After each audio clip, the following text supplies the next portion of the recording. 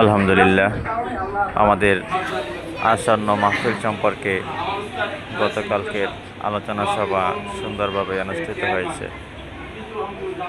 আমাদের মাদ্রাসার মোহতামিম সাহেব এবং আশপাশের বিভিন্ন মাদ্রাসার মোহতামিম সাহেবরা এসেছিলেন। তারাও গুরুত্বপূর্ণ কথা বলেছেন এবং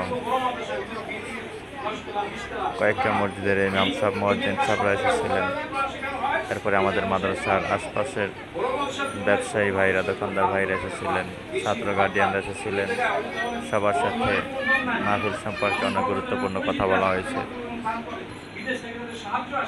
কিন্তু এইসব ছোট মাদ্রাসার মধ্যে দেখা যাচ্ছে ওরকম বড় ধরনের কোনো না, কেউ 1000 টাকা, কেউ 2000 টাকা।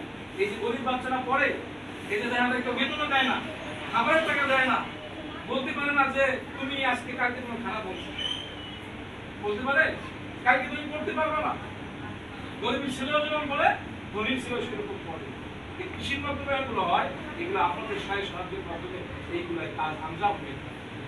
এই জন্য আমরা যদি আগে আসি, আমার যত সামর্থ্য আছে, আমার 2 টাকা হোক, 5 টাকা হোক, আল্লাহ তাআলা আমার অবস্থা দেখতে, আমার মনের অবস্থা জানে, আমার কত সামর্থ্য আছে, আমি সামর্থ্য যদি আগে আসি ইনশাআল্লাহ এই দিনে